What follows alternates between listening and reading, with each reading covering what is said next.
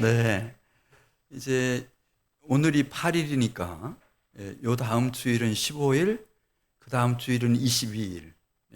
그 주일 지나고 나면은 이제 우리는 70일 전도 작전에 돌입하게 됩니다.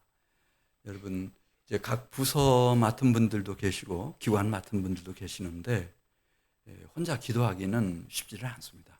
근데 이렇게 같이 저녁에 또 수요일 저녁에 같이 모여서 우리가 찬양하고 하나님 앞에 합심해서 기도하고, 그러면 하나님께서 다 지혜를 주십니다. 예를 들어서 우리 유초등부 같으면 영아 유치부 같으면 어떻게 해야 할지, 선생님이 누가 계시고 어떤 분이 무슨 일을 맡고, 그런 구체적인 인도를 주님께서 꼭 해주십니다. 전도자들은 주님께서 다 인도하십니다. 그래, 지금 기간 얼마 안 남았으니까 그러나 우리가 집중하면 됩니다. 할렐루야. 수요일 저녁에도 또 만나십시다. 수요일 날 서로 다 연락하셔서 교사들 같이 모이고 또 기관 책임 맡으신 분들, 운영하시는 분들도 같이 모이고, 그래서 전심으로 기도하고 그 주님의 인도를 받아서 우리가 순종만 하면 하나님이 하나님의 일을 다 하십니다. 자, 오늘 저녁 저희에게 주시는 하나님의 말씀 함께 보시겠는데요.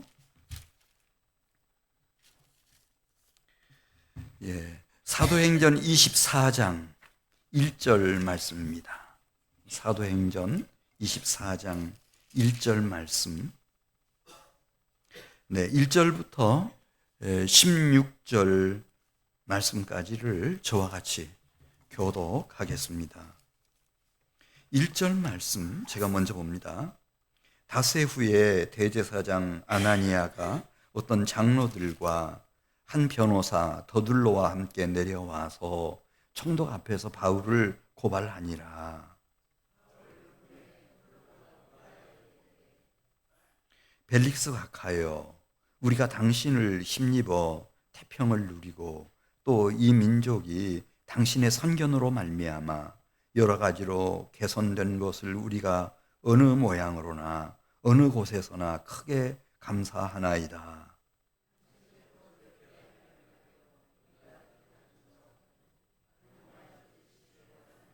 우리가 보니 이 사람은 전염병 같은 자라. 천하에 흩어진 유대인을 다 소유하게 하는 자요, 나사렛 이단의 우두머리라.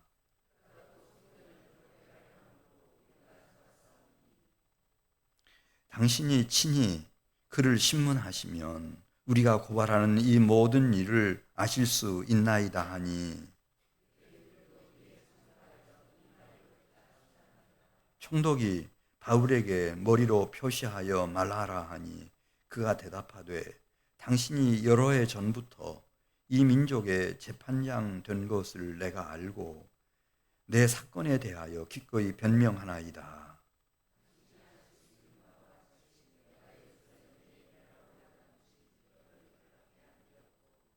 그들은 내가 성전에서 누구와 변론하는 것이나 회당 또는 시중에서 무리를 소동하게 하는 것을 보지 못하였으니,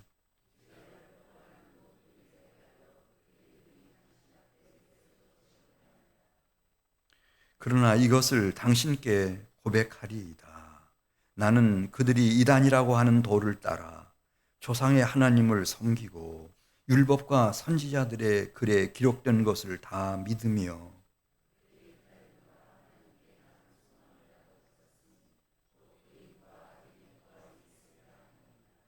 16절입니다.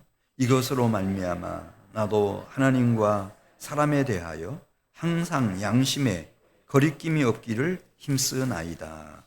아멘. 이 세상의 악의 힘이라고 하는 게, 이 사망의 세력이라고 하는 게 장난 아니죠. 지금 바울이 이제 가이사랴로 가 있었습니다. 그리고 닷새째 되는 날이었습니다. 오늘 1절 말씀 보면, 이 산헤드린 공회 의장이었을 대제사장 아나니아, 그 다메섹의 아나니아하고는 동명이인이에요. 대제사장 아나니아. 그 다음에 산헤드린 공회를 대표하는 장로들, 그리고 산헤드린 공회가 선정한 아마 최고의 변호사였겠죠, 당대에. 더둘로. 이 사람들이 가이사랴로 내려왔어요. 그리고 총독의 면담을 요청하고 바울을 고발하는 겁니다. 끝까지 바울을 제거하기 위해서. 이게 이 세상의 악과 사망의 힘과 세력입니다, 여러분.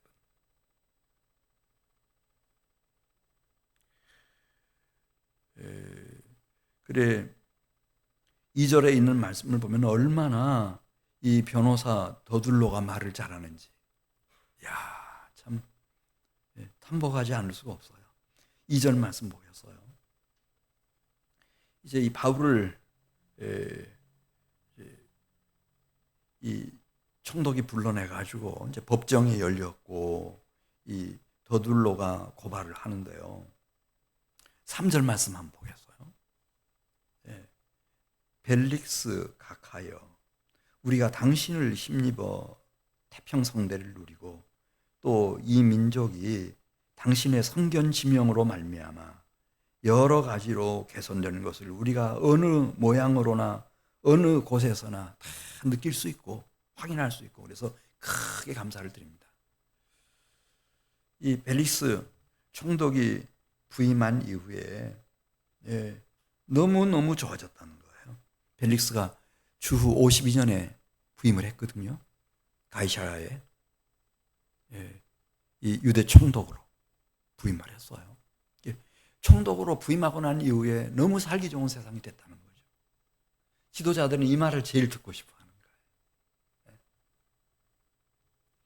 그래 4절 말씀 보면 이런 존경하고 사랑하는 벨릭스 총독을 제가 괴롭힐 뜻은 없고, 그래서 쉽게 말씀을 드리겠습니다. 그러면서 4절, 당신을 더 괴롭게 아니하려 하여 우리가 대강 여짜옵나니 관용하여 들으시기를 원하나이다. 워낙 유능한 총독이시니까 제가 이렇게 대충 말씀을 드린다 하더라도 다 충분히 이해하실 수 있는 그런, 제가 신뢰하고 존경하는 총독님, 총독 각하시니까 제가 간단히 말씀드리겠습니다.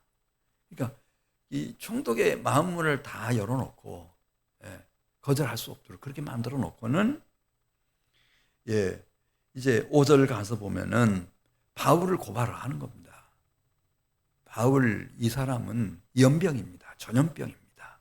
자, 우리 한번 5절 말씀 보겠습니다. 우리가 보니 이 사람 바울은 전염병 같은 자라 천하에 흩어진 유대인을 다 소유하게 하는 자요, 나사렛 이단의 괴수 우두머리입니다. 이 자만 어디 나타났다고 하면 막 대소동이 일어난다는 거예요. 또 6절 말씀 보겠습니다. 마침내 그가 성전에 들어가 가지고 성전을 더럽게 하려 함으로 우리가 이 자를 잡았습니다. 그리고 당신이 이제 신문에 보시면은 충분히 다 이해하실 수 있겠습니다. 그렇게 고발을 하죠.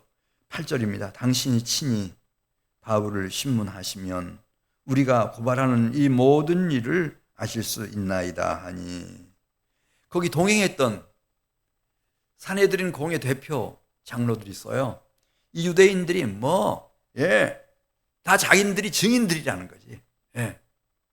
유대에서 일어난, 예루살렘에서 일어난, 또 산헤드린 공회에서 1차 신문을 천부장 루시오가 했던, 루시아 천부장이 했던 그 현장에 다 있었던 증인들, 이 사람들이 9절 말씀 보겠습니다. 유대인들도 이에 참가하여 변호사 더블로의 말이 100번 옳다, 그 주장이 다 맞다. 증인들까지 다 거기 있으니까 데리고 와가지고, 이 세상의 악이라고 하는 것이, 죄와 사망의 세력이라고 하는 것이 그렇게 간단한 게 아니에요. 예루살렘 빠져나왔다고 해서 가이사랴에 지금 안전하게 도착했다고 해가지고 그래서 모든 위험이 다 사라지는 게 아닙니다, 여러분. 이 세상은 그런 곳이 아니에요. 그래서 총독이 재판장으로서 누구를 부르죠? 바울을 부릅니다. 한번 답변해봐라 이거지. 답변해봐라. 피고 답변해봐라.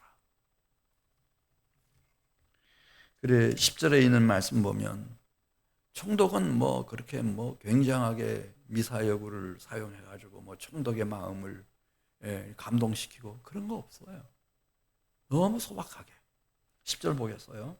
총독이 바울에게 머리로 표시하여 말하라 하니 그가 대답하되 당신이 여러 해 전부터 이 민족 유대인의 재판장 된 것을 내가 알고 내 사건에 대해서 변명을 하겠습니다. 그렇게 말하고 11절 보겠습니다. 이 바울은 하나님이 주시는 지혜. 그래서 우리가 이렇게 이런 참 이 거짓과 흑암과 사망의 죽음의 세력이 장난 아닌 이 세상에서는 우리가 그 흑암 속에 있는 사망의 세력 속에 있는 사람들을 건져내려면 다른 방법이 없다. 우리 영아 유치부부터 시작해서 모든 부서들 다 있지 않습니까? 거기 책임을 맡고 있는 운영 책임을 맡고 있는 분들이 실제로 우리가 같이 모여야 된다. 그리고 기도하지 않으면은 안 된다. 이렇게 지금 말씀드리는 게 이 바울은 하나님 앞에 오직 기도하니까 그리스도 예수 안에서 하나님이 그걸 분별할 수 있는 지혜를 주시는 거예요. 법정에서 꼭 해야 할 말이 뭔지. 이미 2000년 전 이때가 57년이에요. 주 57년. 이제 벨리스 총독이 부임한 지 만 5년이 지나가는 해. 이미 이 로마 제국 법정에서는 이 증거 법정주의였어요. 증거를 대야 돼요. 증거를. 막 이렇게 주장만 해서는 안 되고 정말 그것이 사실인지 하는 증거가 필요한 거예요. 그래서 이제 우리가 11절부터 보면 하나님이 바울에게 주시는 지혜를 가지고 바울이 막 유창한 달변가는 아니에요. 이 더둘로 변호사처럼 막 그런 막 분위기를 막 확 휘어잡는 그런 사람은 아니지만 11절에 있는 말씀을 보면은 아주 구체적인 얘기들을 해나가요. 다 누구라도 그 부인할 수 없는 그런 실제적인 얘기들을 해나가는 겁니다. 그래서 11절 보면 이렇게 말하죠. 재판장인 당신이 알 수 있는 바와 같이 제가 결박당하던 그날은 내가 예루살렘에 예배하러 올라온 지 며칠째 되는 날이었다고 그러죠? 12일째 되는 날이었다는 거예요. 12일밖에 안 됐다는 거예요. 그러니까 지금 막 이 사람들이 다 지금 고발하는 내용들, 막 연병이고 전염병이고 막 소동을 일으키고 대혼란을 이야기하고 그럴 시간이 없었다는 거예요. 나 예루살렘에 와가지고 지금 12일째 되는 날에 천부장이 나를 결박했고 그리고 그날 밤에 나는 이 가이사랴로 압송이 됐다. 나에게 그때 12일 동안 시간이 있었다. 그럼 12일을 어떻게 보냈냐? 그 12절에 나오죠.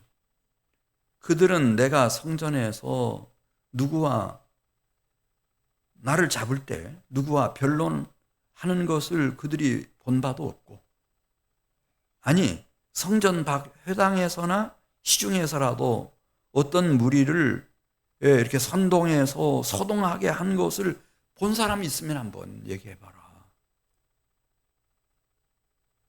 나 예루살렘에 온 지 12일째 되는데 나 그게 시내 거리가 됐든 어느 회당이 됐든 성전에서는 말할 것도 없고 나 다른 사람들을 선동하고 막 소동을 일으킨 일 한 건도 없다. 본 사람이라도 있으면 한번 얘기해봐라. 로마의 법정에서는 이미 2000년 전에 증거가 있어야 되는 거예요. 막 자기의 독단적인 주장만 가지고는 안 돼. 증인 있으면 한번 얘기해봐라. 13절 보겠어요. 이제 나를 고발하는 모든 일에 대하여 그들이 능히 당신 앞에 내세울 증거가 없나이다.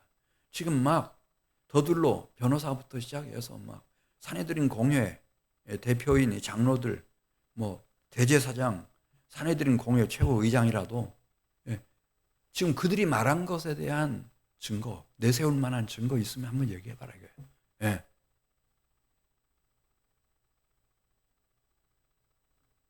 그런 지혜를 우리 주님이 누구에게 주셨나?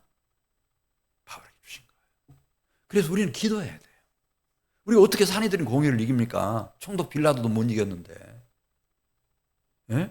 그 유명한 달변가인 변호사 더둘로를 무슨 수로 이깁니까, 여러분? 하나님이 주신 방법밖에 없습니다. 14절 말씀 보겠습니다. 그렇지만 내가 이 자리에서 고백할 게 있다고 그랬어요. 누가? 바울이. 내가 재판장님 앞에서 고백할 게 있습니다. 그러면은 왜 내가 신문을 받는지 제가 말씀을 드리겠습니다. 그러면서 14절 같이 읽습니다. 그러나 이것을 당신께 고백하리이다. 나는 그들이 이단이라고 하는 도, 예수 그리스도의 도를 따라 조상의 하나님을 섬기고 구약 성경, 율법과 선지자의 글에 기록된 것을 다 믿으며 나도 이 내 동족 유대인들처럼 15절 말씀 보면 하나님께 향한 소망, 부활, 의인의 부활, 악인의 부활에 대해서 나도 소망과 믿음을 갖고 있습니다. 부활에 대한 소망 얘기를 하는 거예요. 자, 15절. 그들이 기다리는 바 하나님께 향한 소망을 나도 가졌으니 곧 의인과 악인의 부활이 있으리라 함이니이다. 그 부활에 대한 소망과 믿음, 내가 가지고 있는 것은 정직하게 인정을 한다. 그러면서 부활의 도. 자, 이 바울은요, 좀 사람이 어둔한 것 같고, 뭐 특별한 게 없는 것 같은데 특별한 게 있어요. 이렇게 성령의 기름 부음을 받고 늘 깨어서 기도하는 사람들은 무엇이 중요한지 알죠.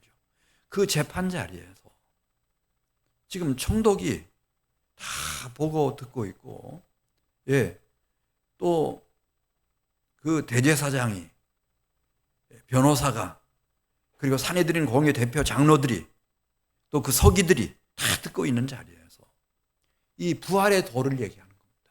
부활의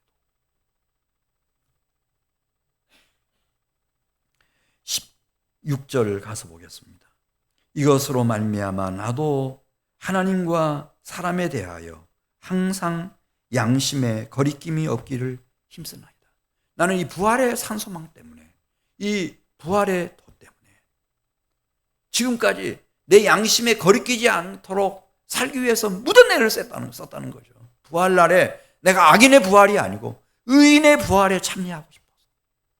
이 부활 소망이, 이 부활 신앙이 내 양심을 살아있게 만들고 나를 그 양심을 따라 반듯하게 살도록 지금까지 나를 이끌었다는 거죠. 이 소망이 없다고 할 것 같으면 나도 다 기회주의자가 되고, 이 세상에 거짓되고 이 혼탁한 이런 강물에 다 휩쓸려서 나도 침수당하고 침몰당하고 말았겠는데, 이 부활 신앙 때문에 내가 내 양심을 따라 지금까지 왔다. 17절 말씀 보겠습니다. 내가 이번에 예루살렘에 올 때도 어떤 목적으로 왔는지를 17절 얘기하죠. 로마서에 있는 말씀을 보면은 마케도니아로부터, 뭐 거기 마케도니아 빌립보 교회 있죠. 또 그 데살로니가 교회 있죠. 그 다음에 이 헬라, 그리스의 고린도 교회 있죠. 이 교회들이 예루살렘에 있는 형제들이 지금 경제적으로 어렵다고 하는데 그들을 구제했으면 좋겠다. 그래서 내 편에 보낸 구제헌금 가지고 또 하나님 앞에 드릴 연복 가지고 왔다는 거예요. 자, 우리 17절을 같이 읽겠습니다. 여러 해 만에 내가 내 민족을 구제할 제물을 가지고 와서 드리는 중에 내가 결례를 행하였고, 이 결례라고 하는 것은 실수한 게 아니고 정결 예식을 말해요. 정결 예식을 행하였고, 나는 12일 동안 이 예루살렘에 와서 모임 가진 일도 없고 소동을 일으킨 바도 없고 성전에 있는 것을 그들이 다 보았습니다. 아시아에서 온 사람들이 나를 고발했지만은 내가 이 예루살렘에 와가지고 소동을 일으켰다든지 다른 사람들과 조그마한 모임이라도 하나 하는 것을 본 사람이 있으면은 좀 증거하도록, 그 증인을 세워서 증거하도록 좀 해주십시오. 나는 신앙 양심을 따라 부활의 산소망을 가지고 신앙 양심을 따라 구제연금 가지고 하나님 앞에 드릴 연보 가지고나 이 예루살렘에 올라온 것뿐입니다. 그렇게 얘기하는 거예요. 솔직 담백하게.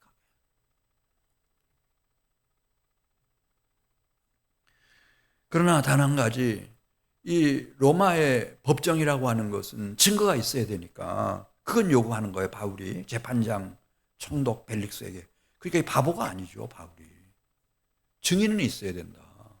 자, 19절 읽습니다. 그들이 만일 나를 반대할 사건이 있으면 마땅히 당신 앞에 와서 고발하였을 것이요. 증인이 직접 얘기를 해야 된다는 거죠.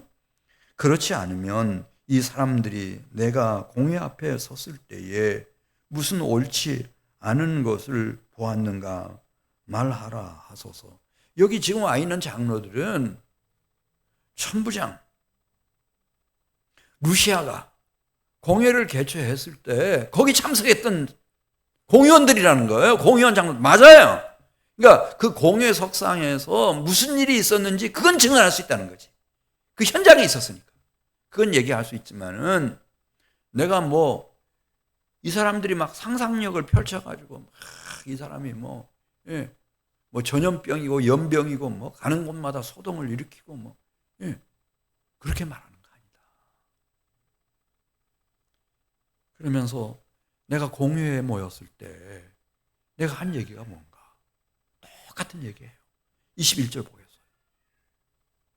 내가 신문을 받는 것은 공회 앞에서도 밝힌 바와 같이 죽은 자의 부활, 죽은 자의 소망인 부활, 이 부활 때문이다. 그렇게 얘기하죠. 21절. 이 바울의 말은 변하지 않아요. 공회 앞에서 하는 얘기나 전도할 때 하는 얘기나 그 다음에 가이사랴 총독의 법정에서 하는 얘기나 항상 같아요. 21절 읽습니다. 오직 내가 그들 가운데 서서 외치기를 내가 죽은 자의 부활에 대하여 오늘 너희 앞에 신문을 받는다고 한 이 한 소리만 있을 따름이니이다. 유대인들이 십자가에 못 박아 죽인 나사렛 예수, 그를 하나님이 3일 만에 살려내시고 부활의 영광으로 인도하셨다는 것. 그 부활, 죽은 자의 부활, 그 하나밖에 없다. 근데 이건 다 구약의 토라도 율법도 다 얘기하는 바고 선지자들도 다 다니엘까지 다 얘기하는 바고 에스겔 선지자도 얘기하는 바고. 벨릭스가 들어보니까 유대인들과 이 산헤드린 공회는 이 바울을 살려둬서는 안 될 사람으로 막 몰아붙이지만은 로마의 총독으로서 자기가 볼 때 로마 법상 바울에게 결함이 있어요, 없어요? 아무런 결함이 없어요. 아무런 결함이 없어요. 그래서 재판장이 이런 판결을 내리죠. 그러면은 그 처음부터 현장에서 이 바울을 직접 결박해서 병영으로 끌고 갔던, 그리고 공회를 개최했고 나에게 보내온 총독 루시아가 오면 그때 다시 법정을 열도록 하겠다. 그렇게 얘기합니다. 22절 같이 보겠습니다. 벨릭스가 이 도에 관한 것을 더 자세히 아는 고로 연기하여 이르되 천부장 루시아가 내려오거든 너희를 처결하리라 하고 백부장들에게 부탁을 합니다. 이제 확신을 가졌으니까요. 로마 현행법상으로 바울에게 아무 문제가 없어요. 이건 신앙 양심의 자유에 해당하는 거니까. 부활을 믿고 안 믿고, 하나님 믿고 안 믿고는 하나님이 죽은 자를 살리냐 못 살리냐, 이건 개인 신앙의 문제지 국가 정부가 나서 가지고 타치할 문제가 아니잖아요. 그래서 백부장에게 명령을 내립니다. 예, 이렇게 바울을 구려해 두기는 하지만은 자유를 주라는 거예요, 바울에게. 그래서 이 가이사랴에 그리스도인 친구들이 많아요.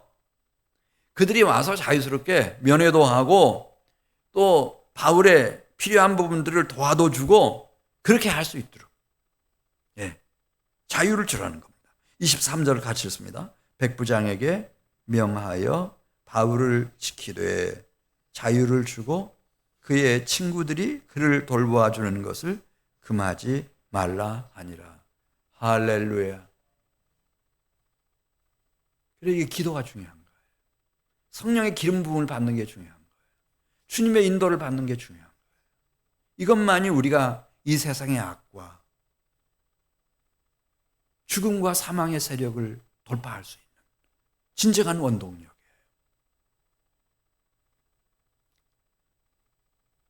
우리가 개인적으로 또 우리 가정을 생각할 때, 이 교회를 생각할 때 하나님은 굉장한 일을 하고 계세요.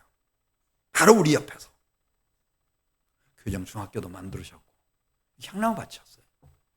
교정 고등학교도 만들어가지고 막 그런 젊은 10대들, 막 청소년들을 막 수천 명을 갖다가 여기다 놨어요.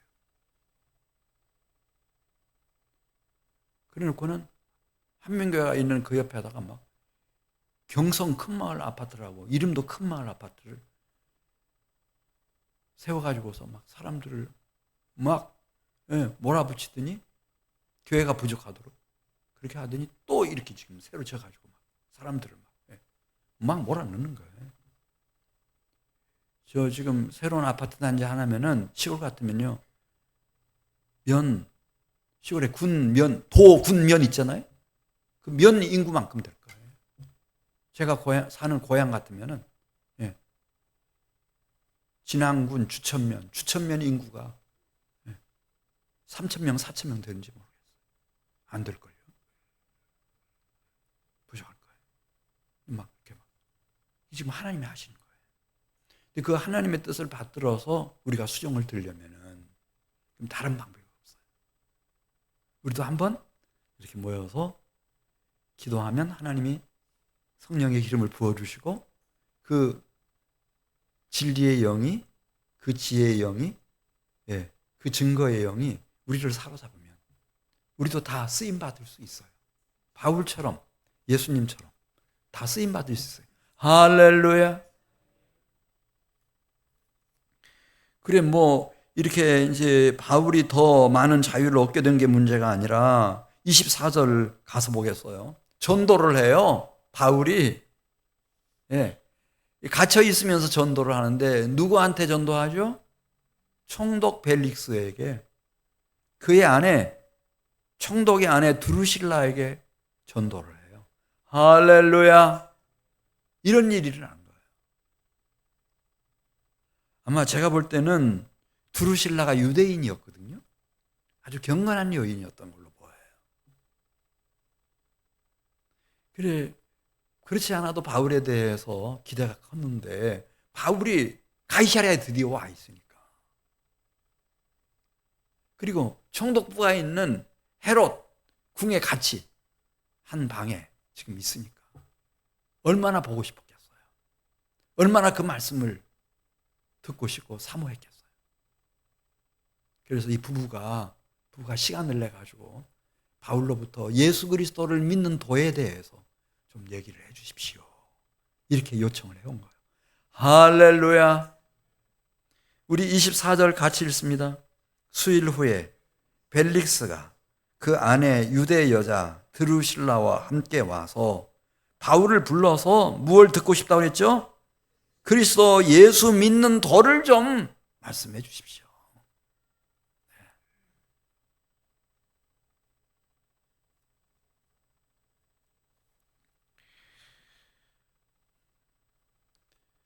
그래 이제 바울이 그리스도 예수를 믿으면은 이제 어떤 변화가 일어나고 그래서 하나님 나라의 영광스러운 산 소망의 백성이 되는 건지 쭉 얘기하는 겁니다.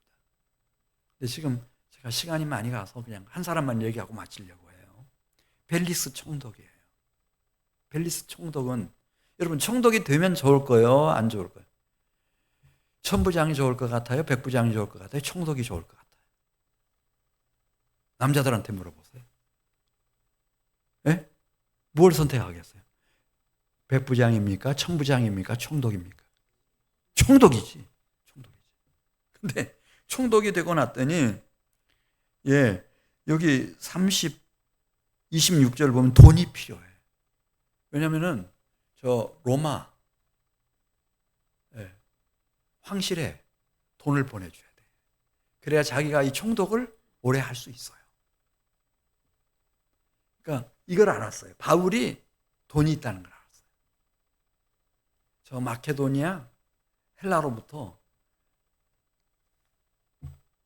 가지고 올라온 구제에 쓰기 위해서 하나님께 드리기 위해서 가지고 온 돈이 있다는 걸 알았어요.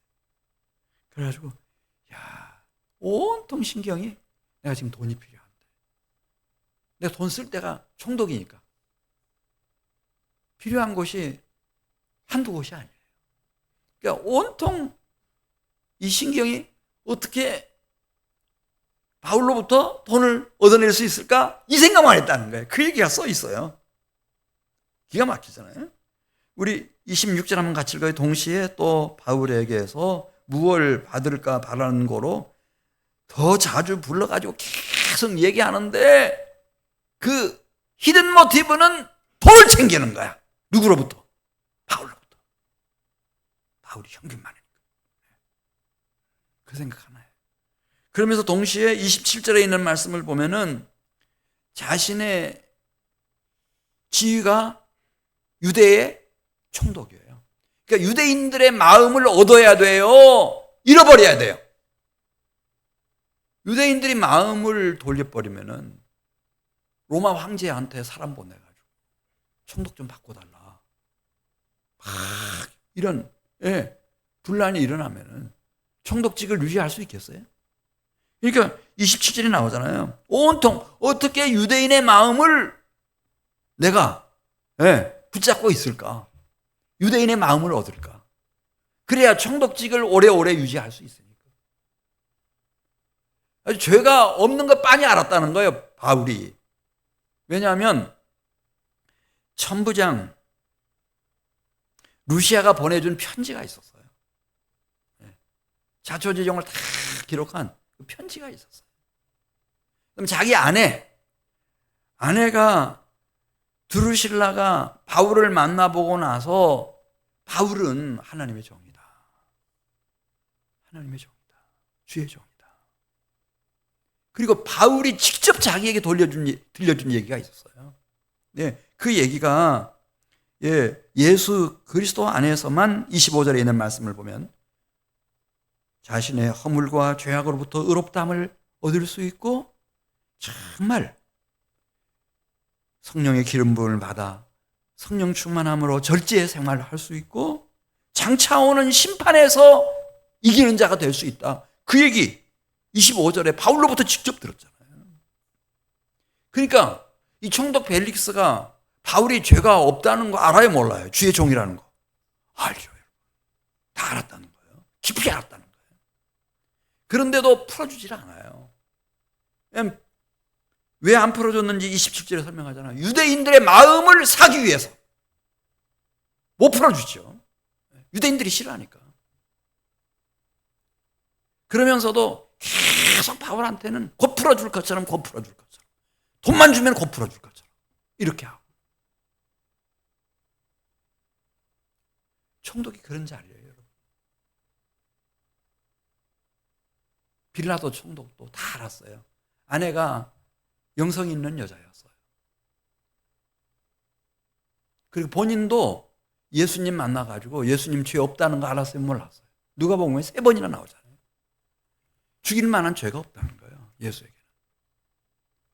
나 예수 풀어주겠다는 거죠. 진짜 죽어야 할 사람.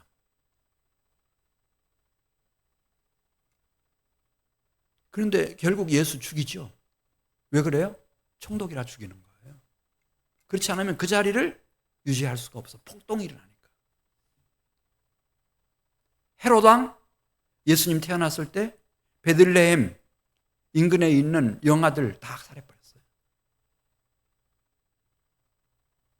헤롯 안티파스 그 아들도 침례 요한 죄 있는 거, 죄 없는 거 헤롯 왕, 헤롯 1세, 헤롯 안티파스 헤롯의 아들 헤롯 안티파스가 알았어요? 몰랐어요? 알았어요.